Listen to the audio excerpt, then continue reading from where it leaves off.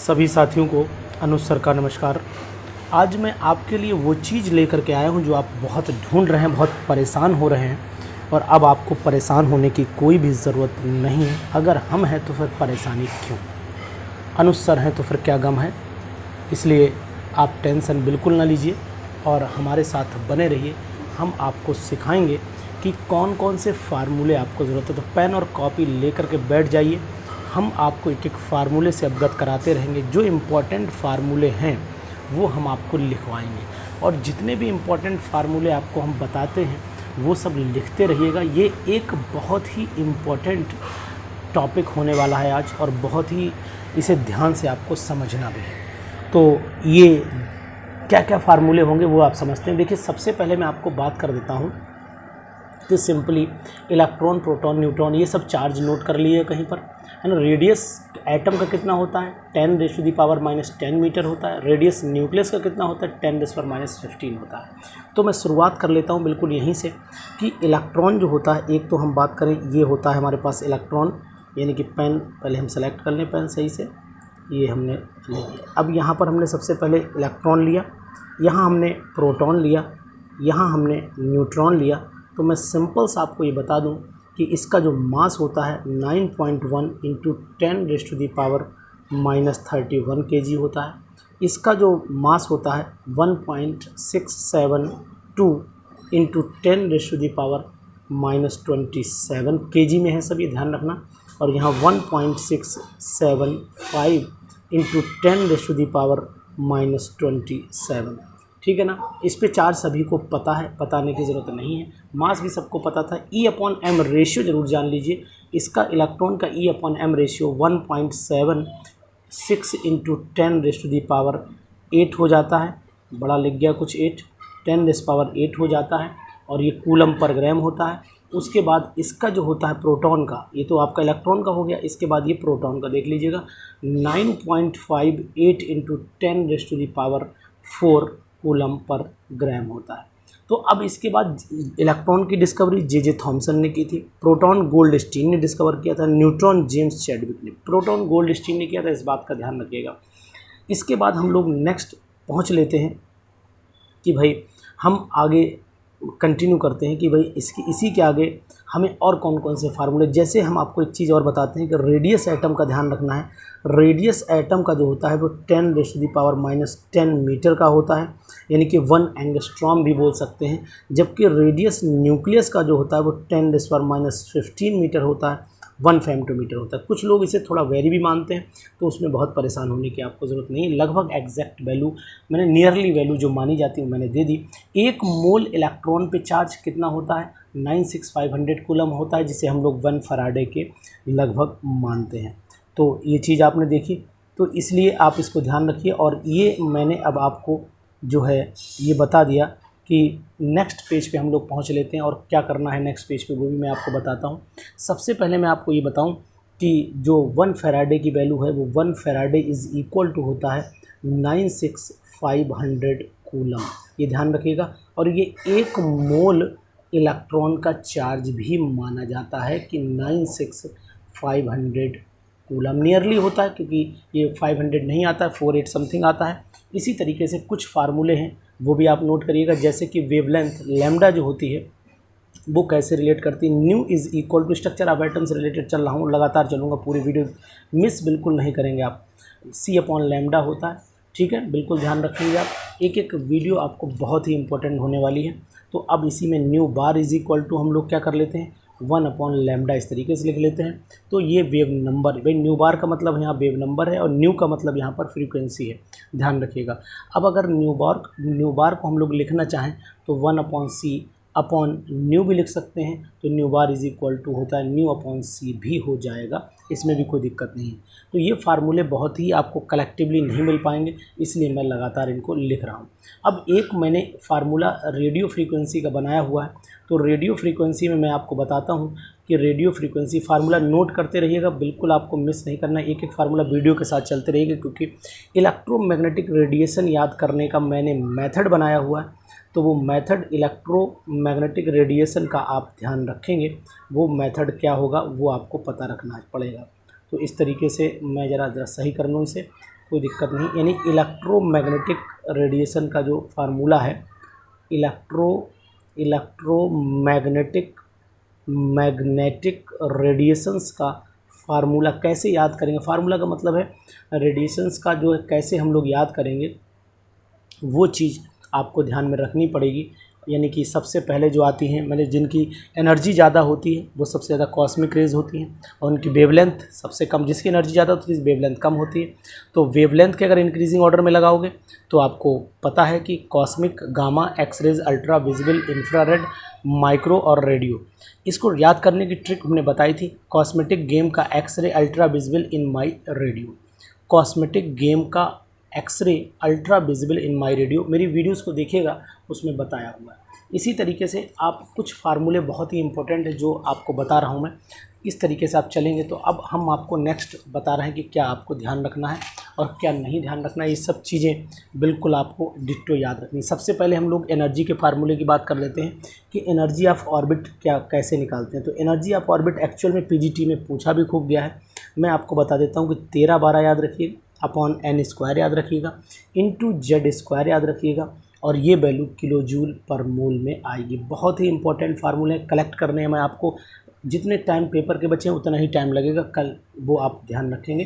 तो ये किलोग्राम पर मोल में हो जाएगी। अगर हम लोग इसे किलो कैलोरी में लिखना चाहते हैं तो E इज़ इक्वल टू हो जाएगा -313.6 इंटू जेड स्क्वायर, वही रहेगा, अपॉन n स्क्वायर हो जाएगा। ये वैल्यू आपकी किलो कैलोरी और पर मोल में चली जाएगी, ये ध्यान रखिएगा। इसी के बाद अगर इलेक्ट्रॉन वोल्ट में लिखना है तो फिर इलेक्ट्रॉन वोल्ट में भी लिखी जा सकती है वैल्यू।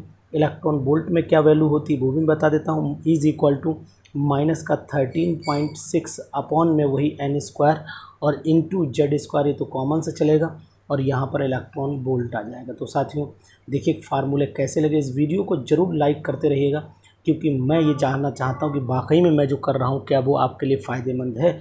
अब यही आगे हम लोग अर्ग में लिखना चाहें तो अर्ग में भी लिख सकते हैं। क्या लिखेंगे अर्ग में? E इज़ इक्वल टू, देखिए कितने बढ़िया फार्मूले मैंने कलेक्शन करके आपको अपने माइंड में दे रहा हूँ। जितने मैंने पढ़ाता हूँ सब निचोड़ दे रहा हूँ। आज धीरे धीरे पूरी निचोड़ केमिस्ट्री का आप तक पहुँचा दूँगा। 10⁻12 जेड स्क्वायर हो जाएगा। अर्ग और एटम एटमॉस्फेयर की पावर 1 हो जाती है। एटम पर यानी एटमॉस्फेयर बोल दीजिए, कोई दिक्कत वाली बात नहीं। तो इस तरीके से आप अब यहीं पर अगर आपको मान लीजिए, सपोज़ कर लीजिए कहीं पर हम मान लेते हैं कि जो, पहले मिटा लूँ, मैं इसे मिटा लेता हूँ। इसके बाद मान लीजिए मुझे रेडियस निकालना है। अब किसी भी इलेक्ट्रॉन से जनरल फार्मूले में रेडियस कैसे निकाला जाता है वो भी मैं बताता हूँ। रेडियस ऑफ बोहर ऑर्बिट निकालने का तरीका समझ लीजिएगा। रेडियस ऑफ बोहर ऑर्बिट क्या हो जाएगा? रेडियस ऑफ बोहर ऑर्बिट में लिख रहा हूँ यहाँ पर, रेडियस ऑफ बोहर ऑर्बिट, यानी कि बोहर ऑर्बिट का रेडियस कैसे निकालते हैं वो मैं आपको यहाँ पर समझाना चाह रहा हूँ। बोहर ऑर्बिट का जब रेडियस निकाला जाता है तो आप ध्यान रखिएगा कि r इज़ इक्वल टू, मैं सिंपल तरीके से बता रहा हूँ, r इज़ इक्वल टू हो जाएगा 0.529 इंटू n स्क्वायर अपॉन में जेड आ जाता है, यहाँ ध्यान रखेंगे। इसी तरीके से अगर मान लो फर्स्ट ऑर्बिट का पूछा तो पता लग जाएगा, जेड एटॉमिक नंबर है, n नंबर ऑफ ऑर्बिट है, सिंपली आप निकाल लेंगे, कोई दिक्कत वाली बात यहाँ पर नहीं आने वाली है। ठीक है, 0.529 जरूर याद रखिएगा। अगर वेलोसिटी आपसे पूछी जाए कि यानी कि वेलोसिटी कितनी होगी, ज़रा पूरी वीडियो को स्किप ना करिएगा। वेलोसिटी इज़ इक्वल टू हो जाएगी 2π जेड ई स्क्वायर अपॉन में आ जाता है आपका NH, है ना। इसे हम लोग सेंटीमीटर पर सेकेंड में लिखते हैं। ये तो वेलोसिटी हो जाएगी, तो इसे ध्यान रखिएगा। अब मैं आपको बताता हूँ कि अगर ऑर्बिटल एंगुलर मोमेंटम कहीं पर निकालना है तो जनाब ऑर्बिटल एंगुलर मोमेंटम निकालने के लिए आपको क्या करना पड़ेगा, उसके लिए फार्मूला है orbital angular momentum is equal to हो जाएगा आपका, लंबी सी लाइन खींचिएगा, अंदर L+1 हो जाता है और बाहर आ जाता है आपका यहाँ पर H अपॉन आपका आ जाएगा 2π। पेन थोड़ा देर से चल रहा है, H/2π हो जाएगा। तो इस तरीके से ये ध्यान रखेंगे आप, कोई कन्फ्यूज़न तो नहीं। अब नंबर ऑफ़ स्पेक्ट्रल लाइन निकालनी है, फार्मूले लिखते रहिए, नहीं लिखने को नहीं मिलेगा। नंबर ऑफ़ स्पेक्ट्रल लाइन निकालिए। नंबर ऑफ़ स्पेक्ट्रल लाइन जब आप निकालेंगे तो फार्मूला आपको पता होना चाहिए, n ब्रैकेट में n-1, है ना। ये फार्मूले ढूंढने से भी नहीं मिलेंगे, ये भी मैं बता दे रहा हूँ। रेडियल नोड अगर निकालने हैं, radial node is equal to हो जाता है, रेडियल नोड, आज मेरा पेन भी नहीं सही चल रहा है लेकिन कोई दिक्कत नहीं, radial node is equal to हो जाता है n-l-1, ये रेडियल नोड। और अगर यहीं पर एंगुलर नोड आपसे पूछा जाए तो बताइएगा कि भैया एंगुलर नोड जो होते हैं, angular node is equal to हो जाता है आपका l, ये l की वैल्यूज़ के बराबर होता है। बाकी आपको डी ब्रॉगलीज के फार्मूले आपको पता है ना, फिर भी मैं रिपीट कर देता हूँ। De Broglie lambda is equal to हो जाता है h/m इंटू वी हो जाता है, जिसे आप लोग h/p के नाम से भी जानते होंगे, है ना। और हाइजेनबर्ग अनसर्टेनिटी प्रिंसिपल का फार्मूला भी आपको बता देता हूँ। डेल्टा एक्स, ये तो आपको पता होगा, delta X into delta P equal to greater than h/4 pi, ये हाइजेनबर्ग अनसर्टेनिटी प्रिंसिपल का फार्मूला। ये मेन फार्मूले मैंने आपको बता दिए। क्वांटम नंबर से जुड़े हुए फार्मूले भी आपको कुछ बता रहा हूँ, उनको भी आप ध्यान रखिएगा। क्या फार्मूले हैं क्वांटम नंबर से जुड़े हुए, वो भी ध्यान दीजिए।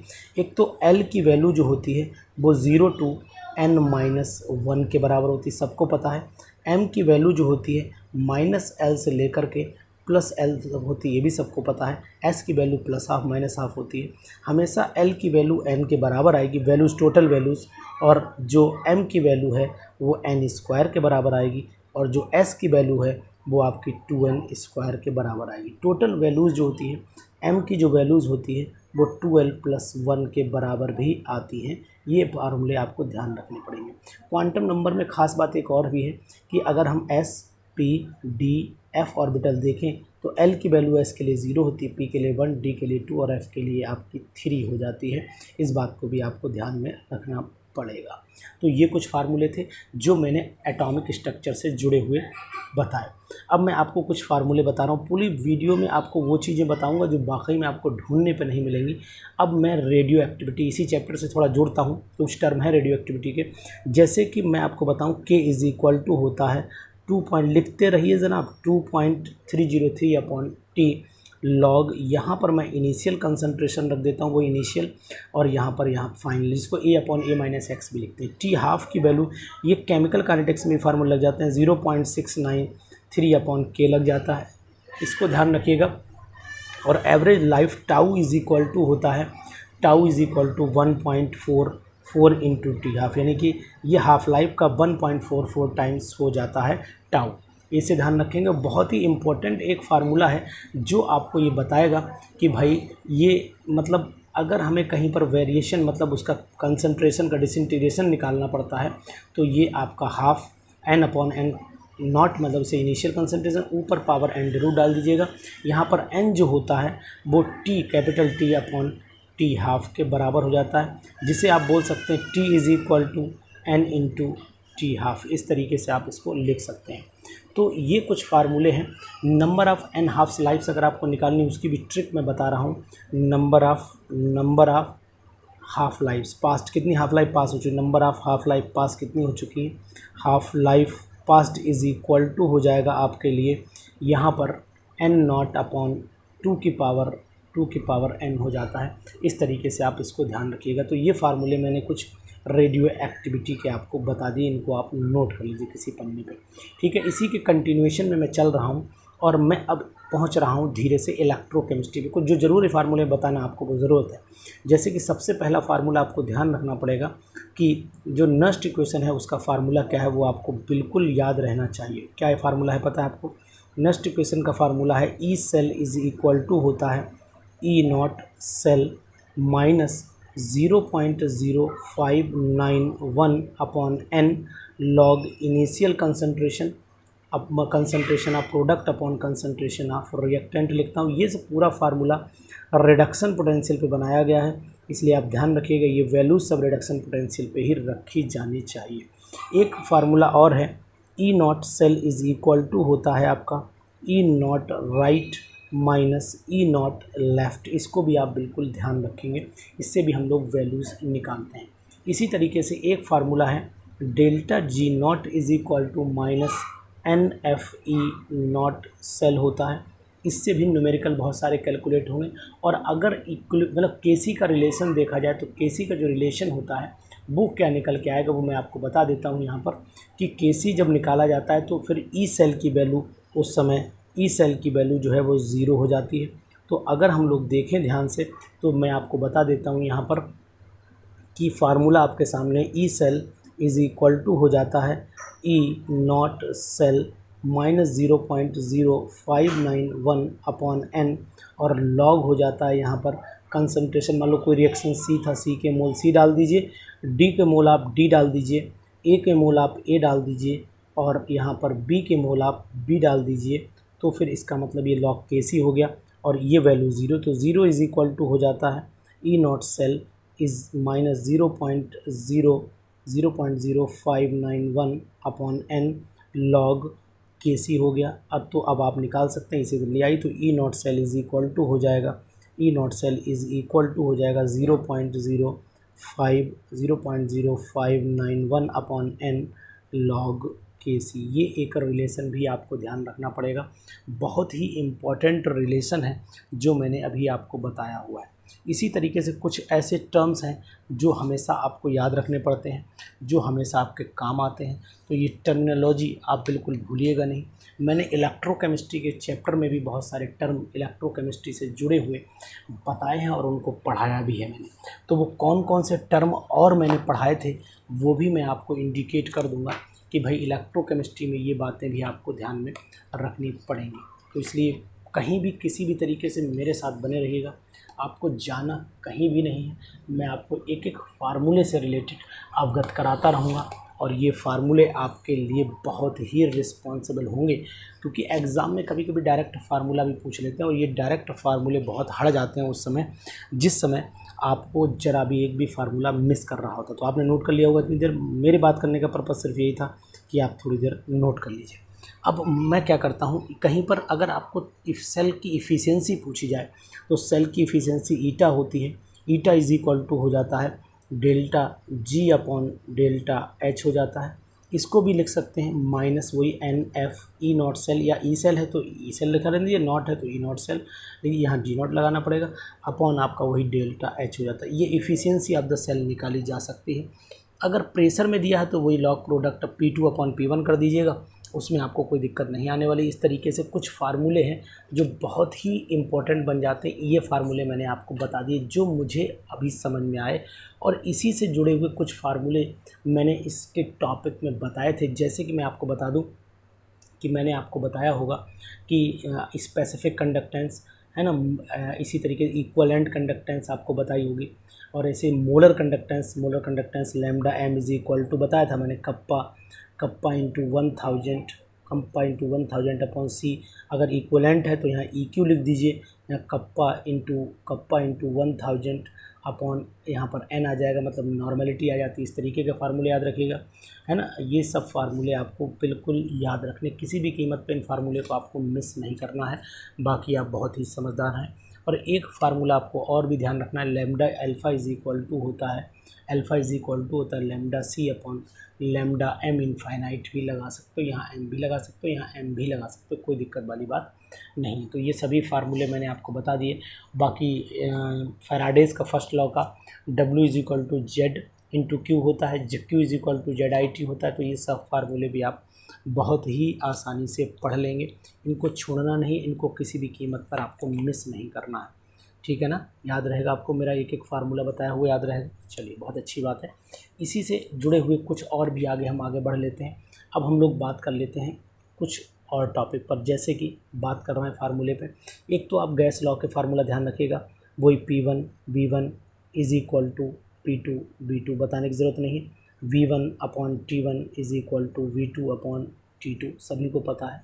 इसी तरीके से P1 upon T1 is equal to हो जाता है P2, किसे P2 पता नहीं, नीचे T2, है ना। ये सब आपको फार्मूले ध्यान रखने हैं। इस आइडियल गैस, एक general gas equation P1 V1 upon T1 is equal to होता है P2 V2 अपॉन T2, इस तरीके से याद रखिएगा।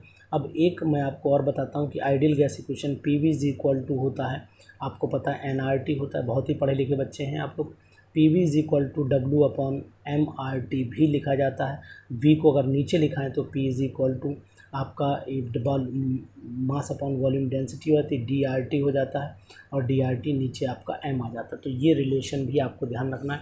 इसी तरीके से आपको ये बात भी ध्यान रखनी है कि जो क्या कहते हैं वो कौन सी इक्वेशन आती है, vendor wall gas equation, vendor wall gas equation क्या होती है वो आपको मैं पढ़ा चुका हूँ, तो वेंडर वॉल वाले गैस वाले टॉपिक में देख लीजिएगा। लेकिन फिर भी यहाँ पर मैं ये पर डिफ्यूज़न का भी बता देता हूँ आपको कि रेट ऑफ डिफ्यूज़न एक न्यूमेरिकल आ जाता है अक्सर, R1/R2 इज़ इक्वल टू हो जाता है आपका D2/D1 हो जाता है। इसी तरीके से अंडर रूट आपका यहाँ पर M2/M1 हो जाता है। ये फार्मूला भी आपको ध्यान में रखना है, ठीक है। अब compressibility factor Z is equal to होता है PV/NRT, अगर n की वैल्यू 1 कर दीजिए तो यहाँ पर PV/RT हो जाएगा। इस तरीके से मैंने आपको, अगर आपने ये वाला गैसियस चैप्टर लॉ पढ़ा, वेंडर वॉल का मैंने वीडियो भी बनाया हुआ है, वेंडर वॉल पे कौन सा क्वेश्चन बन सकता है इसकी वीडियो आप देख लेंगे तो हो सकता है एक क्वेश्चन इस बार आपको मिल जाए। वेंडर वॉल की वीडियो छोड़ना नहीं है, आपको किसी भी कीमत पर नहीं छोड़ना है। अब ये बताइए, मोल्स के बारे में तो आपको पता है, ज़रूरत नहीं मुझे बताने की, तो मोल्स के बारे में आपको पता है, कोई दिक्कत नहीं। अब इक्विवेलेंट मास भी आपको निकालना आता होगा, वो भी मुझे बताने की ज़रूरत नहीं है। लेकिन इक्विवेलेंट मास किसी एसिड का निकालना है तो मॉलिक्यूलर मास अपॉन बेसिसिटी, मेरी मतलब इक्विवेलेंट मास निकालने की एक वीडियो भी मैंने बनाई है। इक्विवेलेंट मास निकाले, हर टॉपिक पर वीडियोज़ हैं, इक्विवेलेंट मास निकालने की वीडियोज़ भी मैंने बनाई हुई है। फ़िलहाल मैं आपको बता दूं, इक्विवेलेंट मास एसिड का अगर निकालना है तो आप ध्यान रखिएगा, ऊपर मॉलिक्यूलर मास और नीचे यहाँ बेसिसिटी रखिए। एसिड की हमेशा बेसिसिटी निकाली जाती है, और अगर बेस का है तो फिर बेस का हमेशा एसिडिटी निकाली जाती है, यानी कि मोलर मास अपॉन यहाँ पर क्या हो जाएगा, एसिडिटी हो जाएगा। इस तरीके से, ये आज पेन नहीं बढ़िया चल रहा इसलिए राइटिंग भी पूरा आ रही है, कोई बात नहीं, आपको समझ में आ रहा है, ये बहुत अच्छी बात है। और कोई बात मुझे समझ में आए या ना, लेकिन आपको समझ में आनी चाहिए, ये बात ध्यान रखिएगा, ठीक है ना। तो इस तरीके से ये बात ध्यान रखिए। अब हम लोग क्या करते हैं कि अब थोड़ा सा और आगे बढ़ते हैं, जैसे कि अगर कोई भी गैस किस में घुल जाती है, ये भी बात मैं आपको बता देता हूँ। सबसे पहले बताऊँ कि CO2, ध्यान रखिए कौन सी गैस किस में घुलेगी, CO2, ठीक है। उसके बाद छोटू मतलब SO2, उसके बाद आपका NO2, जितने भी O2 हैं ये सभी KOH में, या तो KOH में घुल जाते हैं और या फिर NaOH में घुल जाते हैं, ठीक है ना। अगर ऑक्सीजन गैस को देखेंगे तो ये हमेशा आपको घुलती दिखाई देगी alkaline solution of pyrogallol. Alkaline solution किसका लिया, पायरागैलोल में, GALLOL, पायरागैलोल में घुल जाती है, ध्यान रखिएगा। एब्जॉर्ब हो जाती है, जिसे बोले हम एब्जॉर्ब। ओजोन हमेशा टर्पेंटाइन में एब्जॉर्ब होती है, ओजोन जो होती है हमेशा टर्पेंटाइन में एब्जॉर्ब होती है। नाइट्रोजन जो है वो मैग्नीशियम पे एब्जॉर्ब हो जाती है। N2 जो होता है वो हीटेड मैग्नीशियम अगर आपके पास है तो उस पे एब्जॉर्ब हो जाएगी, ये बात ध्यान रखिएगा। इसी तरीके से अमोनिया जो है NH3, जो मॉइस्चर NH3 का जो मॉइस्चर होता है, मॉइस्चर NH3 बोल सकते हैं, ये कंसनट्रेटेड H2SO4 में एब्जॉर्ब हो जाती है। और हाइड्रोजन जो होती है वो पैलेडियम या प्लेटिनम पे एब्जॉर्ब हो जाती है, ये बात ध्यान रखिएगा, बहुत ही इंपॉर्टेंट है। बाकी नॉर्मेलिटी, फॉर्मेलिटी, इन सबको ध्यान रखेंगे, है ना। मतलब ये टर्म जो है मैं जो बताने ना पड़े, जैसे कि एक टर्म नॉर्मेलिटी आप पढ़ लीजिएगा, फार्मूला कहीं नोट कर दीजिए, बन जाएंगे, पूरे फार्मूले बन जाएंगे भाई साहब जनाब, आप बिल्कुल ध्यान रखें। नॉर्मेलिटी भी ध्यान रखिएगा, मोलैरिटी भी ध्यान रखिएगा, मोल फ्रैक्शन भी ध्यान रखिएगा। और आपको एक चीज़ बता देते हैं, और एक मोलैलिटी भी ध्यान रखिएगा। मोल फ्रैक्शन और मोलैलिटी ये दोनों टेम्परेचर पर डिपेंड नहीं करते, नॉट डिपेंड ऑन टेम्परेचर, क्योंकि ये मास डिपेंडेंट प्रॉपर्टी हैं। और टेम्परेचर, वॉल्यूम, ये दोनों प्रॉपर्टी टेम्परेचर पर डिपेंड करती है। टेम्परेचर डिपेंडेंट क्योंकि इनमें वॉल्यूम होता है, और वॉल्यूम टेम्परेचर्स के साथ में वेरी कर जाता है, इस बात को आपको ध्यान रखना पड़ेगा। अगर कहीं पर ये फार्मूला पूछ लिया जाए कि भाई मोलैरिटी तो M1V1 + M2V2 is equal to total हो जाता है M3V3, इस तरीके से ध्यान रखेंगे। और अगर दो हैं तो M1V1 is equal to M2V2 भी, और PGTs में खासकर N1V1 भी ध्यान रखना है, इस तरीके से N2V2। ये फार्मूले आपको बहुत ही इंपॉर्टेंट है, आपको ध्यान रखना पड़ेंगे। स्ट्रेंथ ग्राम पर लीटर में निकालनी, देखिए एक एक फार्मूला कलेक्शन करने जाना, किताबें खरीदना जा कटरा में है इलाहाबाद में, तब भी ना मिलेंगी ऐसी किताबें हैं। फिर भी मैं इतना मेहनत कर रहा हूँ, और आप लोग ज़रा थोड़ा सा मेहनत कर लेंगे ना मेरे साथ तो आपका सिलेक्शन होगा, मुझे खुशी होगी, बाकी मुझे मिलने वाला कुछ नहीं है स्ट्रेंथ इन ग्राम पर लीटर। लेकिन मुझे जो खुशी मिलेगी वो शायद लाखों रुपए से ज़्यादा बड़ी खुशी होगी कि मैं कहूँगा दिल खोल के, देखिए मैंने पढ़ाया था और मेरे बच्चे सेलेक्ट हुए हैं, तो ये मेरे लिए 10-20 करोड़ की खुशी होगी। तो नॉर्मेलिटी इनटू आपका इक्वलेंट वेट हो जाता है। अगर स्ट्रेंथ इन ग्राम पर लीटर तो मोलैरिटी में लिखे तो मोलैरिटी इनटू फिर मॉलिकुलर मास हो जाता है। ध्यान रखिएगा, ट्रिपल में मामा ना समझ लेना इसे, है ना। अब आ जाइए थोड़े और फार्मूले जो बहुत ही इंपॉर्टेंट हैं, वो बताता हूँ मैं, जो फार्मूले अक्सर पूछे जाते हैं। एक तो आपको याद रखना P V is equal to P V, मैं लाइन से चल रहा हूँ, बिल्कुल माइंड सेटअप है मेरा। P V is equal to 1/3 mnu² हो जाता है, ठीक है, या v² भी लिख सकते हैं। तो इसे आप हाफ कैपिटल M यहाँ पर ले लीजिएगा और u² ले लीजिएगा, ठीक है। अब यहाँ पर u इज़ इक्वल टू लिख सकते हैं, आप पढ़े लिखे हैं, 3 pv अपॉन मोलर मास। और अगर आप और इसके कपड़े उतारना चाहें तो 3RT/m भी लिख सकते हैं। इस बात का आपको ध्यान रखना पड़ेगा। एक एक फार्मूला एक बिल्कुल आपके लिए इतना ज़्यादा इम्पोर्टेंट है कि आप उसकी कल्पना भी न कर पाएंगे। इतना इम्पोर्टेंट फार्मूला मैं आपको बताता चल रहा हूँ, तो ध्यान रखिएगा। तो अब आप इसी फार्मूले को और भी ब्रेक कर सकते हैं। क्या फार्मूला हो सकता है, यानी कि अगर आप इसे और चाहें तो पता है आपको रूट, मैंने ये फार्मूले एक बार लिख कर के भी आपको दिए थे। P इज़ इक्वल टू हो जाता है, यहाँ पर इसे आप रो भी बोल सकते हैं क्योंकि ये नीचे डेंसिटी है, ठीक है ना। इज़ इक्वल टू हो सकता है, अब इज़ इक्वल टू हो जाएगा 3kT/m। जहाँ तक मुझे याद है मैं लिख रहा हूँ, आपको जब याद आए कोई वेरिएशन लगे तो बताइएगा, है ना। अब मैं अब यहाँ पर एक चीज़ ज़रूर बताऊँगा आपको कि अल्फ़ा इज़ इक्वल टू होता है √2RT/m हो जाता है। इसी तरीके से म्यू इज़ इक्वल टू हो जाता है एवरेज, यानी कि सभी का एवरेज भी निकालेंगे। म्यू या यू इज़ इक्वल टू, जो म्यू बोलता हूँ, अपॉन 3RT/m हो जाता है, 3RT/m हो जाता है। और v इज़ इक्वल टू हो जाता है आपका √8RT, ये m है, 8RT/ आपका पाई m हो जाता है। तो इस तरीके से आप इनको निकालेंगे तो ये जो रेशियो निकल के आएगा वो रेशियो क्या निकल के आएगा, यानी अल्फ़ा रेशियो यानी कि v रेशियो u जो निकल के आएगा, रेशियो आएगा 1:1:1.128 हो जाएगा। रेशियो 1:1.224 हो जाएगा। ये रेशियो भी पूछ लिया जाता है कभी कभी, तो इस रेशियो को भी आप ध्यान में रखें। अब आ जाते हैं हम लोग कुछ और फार्मूले पे, वो फार्मूले भी मैं आपको बता रहा हूँ। वो फार्मूले क्या हैं, ध्यान दीजिएगा। सबसे पहले मैं मोलैरिटी वोलैरिटी की बात मैंने कर ली है, मोल फ्रैक्शन की बात कर ली, तो उसी चैप्टर से जुड़ रहा हूँ और बता रहा हूँ आपको। जैसे एक फार्मूला आपको याद रखना है राउल्स लॉ को, P0-P/P0 इज़ इक्वल टू हो जाता है चाई बी, या चाई 2 भी बोलते हैं, चाई 2, जो भाई सॉल्यूट का मोल फ्रैक्शन है, सॉल्यूट का W2/m2 ऊपर रखेंगे, नीचे आपका W2/m2 प्लस आपका W1/m1, एक फार्मूला यह ध्यान रखेंगे। दूसरा delta TB is equal to हो जाता है KB into W2 into 1000/m2 into W1। ये W1 हमेशा ग्राम में रखिए क्योंकि ऊपर आपने 1000 ऊपर लिया है। इसी तरीके से यहाँ पर डेल्टा TF का फार्मूला भी बनेगा, तो delta TF is equal to आप बना सकते हैं, delta TF is equal to बन जाता है KF into W2 into 1000/m2 into W1। ये ग्राम में है, इस तरीके से ऊपर 1000 रखा हुआ है, ये आपको पता है। पाई इज़ इक्वल टू वही ऑस्मोटिक प्रेशर का फार्मूला CRT, ये भी आपको पता है, इस पर भी खूब न्यूमेरिकल आता है, ध्यान रखिएगा, इसको नहीं छोड़ना, किसी कीमत पर भी आपको नहीं छोड़ना। फिर आपको formula alpha is equal to I-1/n-1, ये कहलाता है डिसोसिएशन के लिए, अल्फ़ा डिसोसिएशन के लिए। अल्फ़ा एसोसिएशन के लिए I-1/1/n-1, इसको आप ध्यान रखेंगे। बहुत ही इंपॉर्टेंट फार्मूले आपको बताता चल रहा हूँ, इनको आप बिल्कुल एक कॉपी पर लिख करके अपने सामने चपका लीजिए, चस्पा कर लीजिए, है ना, IAS वाली लैंग्वेज, चस्पा कर लीजिए। बिल्कुल एक एक फार्मूला आपके लिए वरदान साबित हो जाएगा, ये अनुसार का वचन है।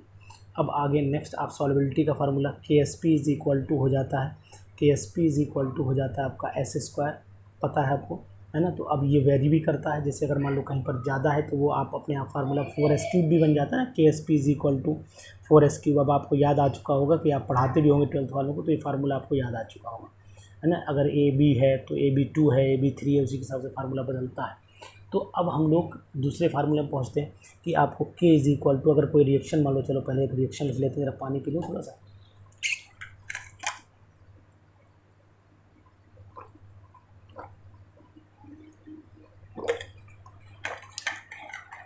अब आप क्या करना है कि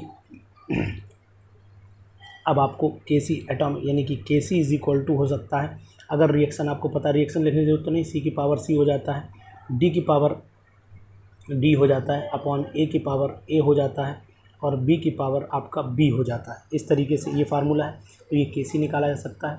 और इस अगर आपको Kp निकालना हो, यानी ये कालीचरण हो गए, ये कृष्णपाल हो गए, इन दोनों को रिलेशन, तो यहाँ P है तो मतलब Pc की पावर C और इंटू PD की पावर D अपॉन PA की पावर A और इंटू PB की पावर आपका B हो जाता है। इस तरीके से आप इस फार्मूले को भी ध्यान में रखेंगे। इसी तरीके से एक formula Kp is equal to हो जाता है Kc इंटू RT की पावर यहाँ पर डेल्टा n हो जाता है। अब डेल्टा n अगर ज़ीरो होगा तो वैल्यू 1 यानी Kp Kc के बराबर होगा। डेल्टा n ग्रेटर देन अगर 1 हो जाएगा तो ग्रेटर देन 1 हुआ तो Kp की वैल्यू ऑलरेडी ज़्यादा आ जाएगी, है ना, तो Kp is more than Kc हो जाएगा। और अगर डेल्टा n जो है वो लेस देन 1 हो गया तो फिर Kc ज़्यादा हो जाएगा, ये अल्टीमेट आपको पता है ना। अगर delta n is less than 1 हो गया, मतलब लेस देन 1 का मतलब जीरो से लेस देन, भाई ये जीरो है, ये मोर देन 1 क्या मोर देन जीरो रखो तो ज़्यादा बेटर रहेगा, है ना, तो फिर मज़ा आएगा। यानी कि यहाँ पर मैं अगर मोर देन जीरो बोलूँ तो ज़्यादा बेटर रहेगा। इस तरीके से मोर देन, ये मिटाओ, ऐसे करके मैं थोड़ा करेक्ट कर दूँ। अगर delta N is equal to zero तो ये वैल्यू 1 होगी, Kp Kc के बराबर हो गया। अगर डेल्टा एन की वैल्यू ग्रेटर देन ज़ीरो हो गई तो ग्रेटर देन ज़ीरो का मतलब ये वैल्यू ज़्यादा हो जाएगी, तो यानी Kp Kc से ज़्यादा हो जाएगा। और डेल्टा एन अगर लेस देन हो गया जीरो से तो फिर Kc ज़्यादा हो जाएगा Kp से, ये बात ध्यान रखेंगे। अब आपको मैं यहीं पर बताता हूँ, कुछ इंपॉर्टेंट बातें बताता चल रहा हूँ, इनको बिल्कुल आप ध्यान रखिएगा। जैसे अगर हम लोग ये कहें कि कहीं पर जीरो ऑर्डर, मतलब जीरो ऑर्डर रिएक्शन है, तो जीरो ऑर्डर की इक्वेशन होती है K is equal to X upon T. X मतलब यहाँ पर कंसनट्रेशन है। अगर फर्स्ट ऑर्डर की बात करें तो K इज़ इक्वल टू हो जाता है आपका 2.303 upon T log initial concentration upon final concentration. दो ऑर्डर याद रखिएगा।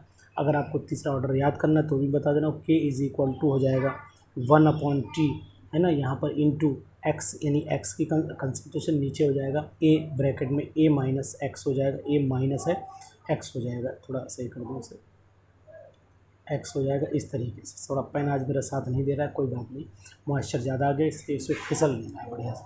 अब यूनिट के लिए मैंने फार्मूला भी आपको बताया था, उस फार्मूले को ध्यान रखिए। जीरो ऑर्डर की यूनिट निकालनी है, जीरो ऑर्डर, इसी first order, second order, third order, किसी की भी यूनिट निकालनी है तो मैंने आपको गुरु मंत्र दिया था, आपको ट्रिक भी बताई, आप लोगों ने पता नहीं देखी नहीं, मुझे लगता है। ट्रिक थी मोल पर लीटर की power 1 minus n second inverse. इस पे मैंने, आप n की वैल्यू ज़ीरो रख दीजिए तो ज़ीरो ऑर्डर का आंसर आ जाएगा।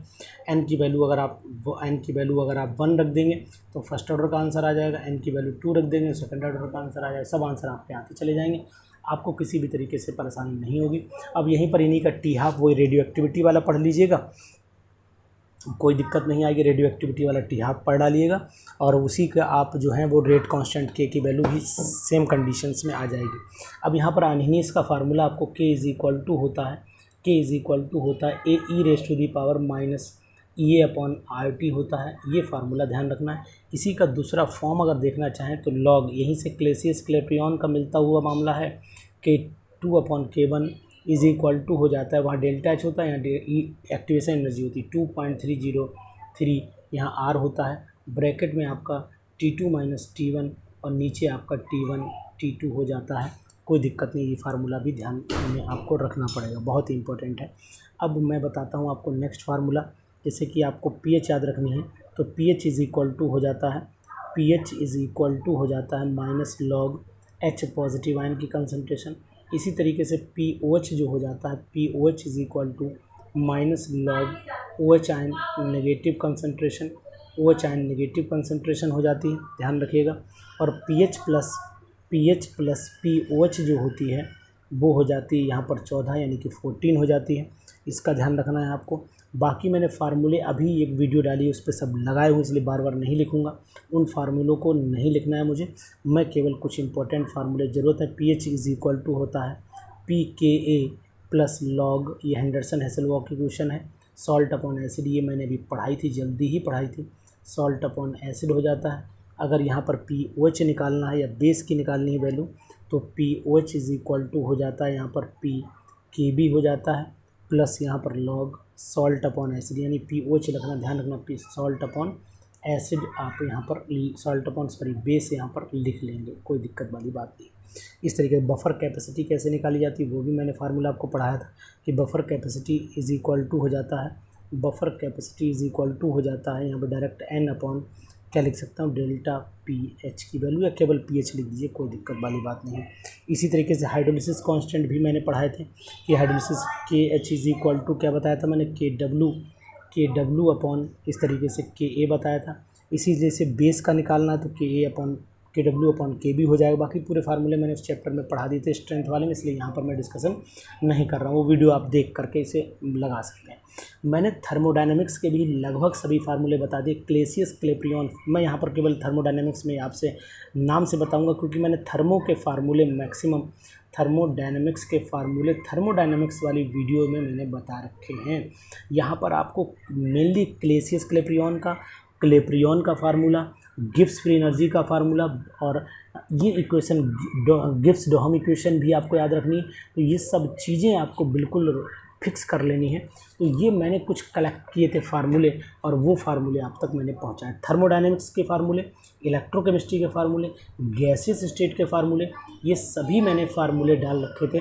तो इनको आप वीडियोज़ में जा कर के ध्यान से देख लीजिएगा।